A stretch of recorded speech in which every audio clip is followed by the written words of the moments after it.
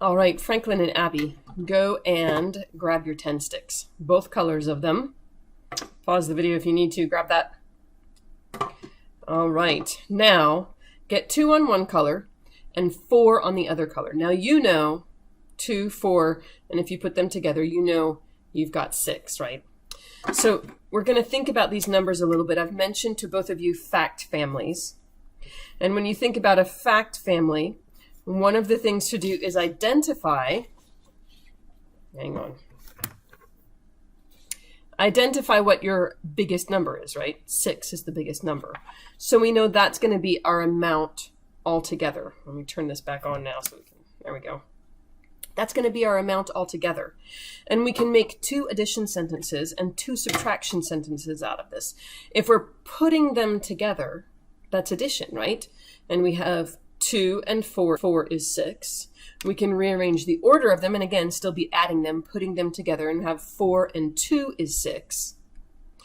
And then subtraction is exactly the opposite of addition, right? This is what both of you guys are really working with some this week in some of your lessons, is that addition and subtraction are opposites. But they work with the same amounts. Here we have 6 minus 4 leaves 2, or 6 altogether minus 2 leaves 4. So people talk a lot about fact families, and fact families can be helpful in getting us to really identify our addition and subtraction relationships. But the main thing with fact families is that we want to make sure we have it really clear in our head how addition and subtraction are related.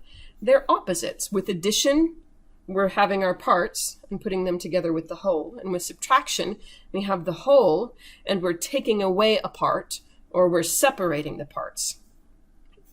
So when we're writing addition, we're starting with the 2 pieces, right? 4 minus 2 equals 6. Sorry, 4 plus 2 equals 6. 2 plus 4 equals 6. We're starting with the parts. When we write subtraction, we're starting with it all together. We take one part off, and then we get the other part. Now, not this week, but next week back at school, you guys are going to start writing, let's see, there we go. You're going to start writing some fact families. I'll be giving you a list like this of numbers, and it's not too hard to look at it and say, what's the biggest one? To double check that the other 2 together do make the biggest one, and then just write your 2 addition sentences, right? Your whole, your altogether amount comes at the end, and then write your 2 subtraction sentences that begin with your altogether, your whole amount, and then you take the pieces apart. So again, let's just keep doing this because, right, when we do it with our fingers, our brains learn it a little bit differently. So get one piece that's 4, like you had before, and now get the other piece being 5. So they're pretty close, right? All right. And then we're just going to say 5 and 4 is 9. That's a doubles plus or doubles minus one, isn't it? We could use 4 plus 4 or 5 plus 5 to solve that. Switch them. There we go.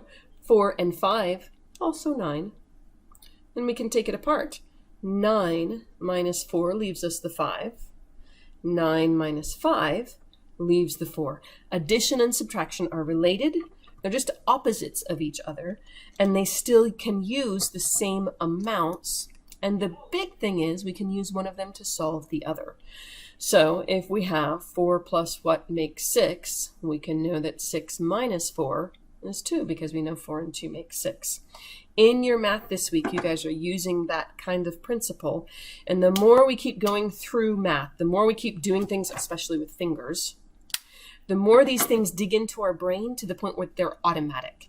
And this is what we really want to get to, is not to where we have to think, okay, 6 and 3, what is that? But to just have it so automatic and to be able to look at 9 and go, oh my goodness, 6 and 3 is 9, and 6 is 3 and 3, so 9 is 3 and 3 and 3.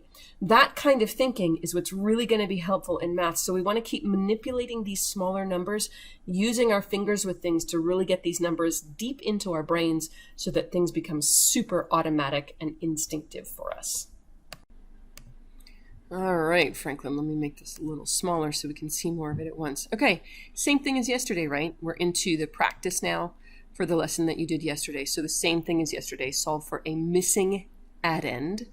given an addend and the sum. So again, these problems are not very difficult for you. It's one of the reasons I want to keep going over the learning targets also, because these are really written in formal math language, talking about missing addends and that you are given one of the addends and the sum to work with the other missing addend.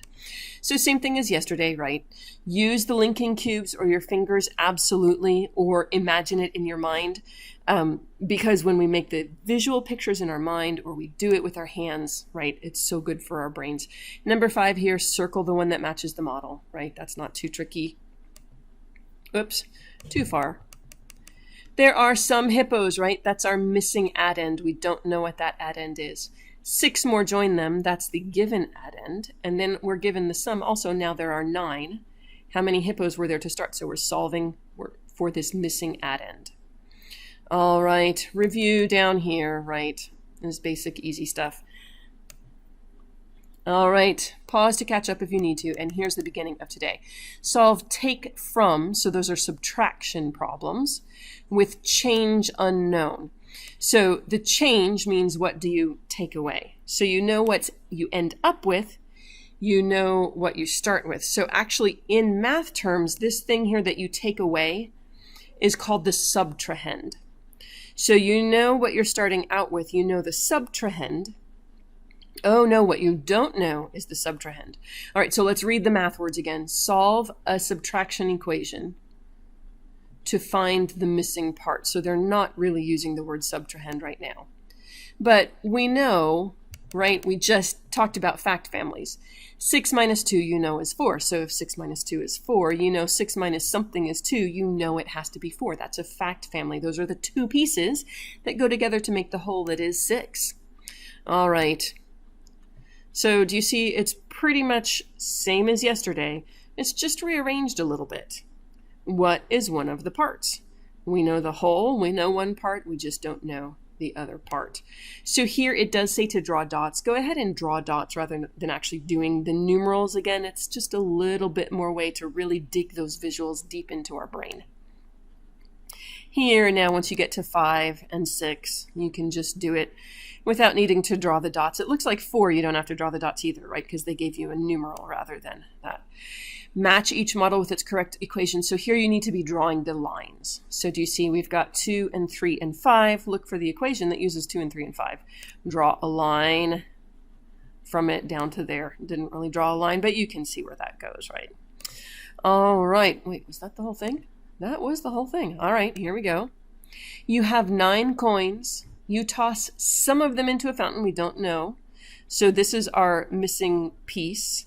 You have 5 left. How many did you toss? You had 9 to start with. We don't know our subtrahend, and we know what we're left with. So fill in the model, also write the subtraction equation, and then here, you know you're not writing 9 coins, right? Because 9, people often think, well, just write how many. But instead you want to be writing how many you tossed in. 8 crayons, you lose some of them, 2 are left. Where do those things go in the model? Write your subtraction equation and how many crayons are left. And then tomorrow we'll get into 3.2.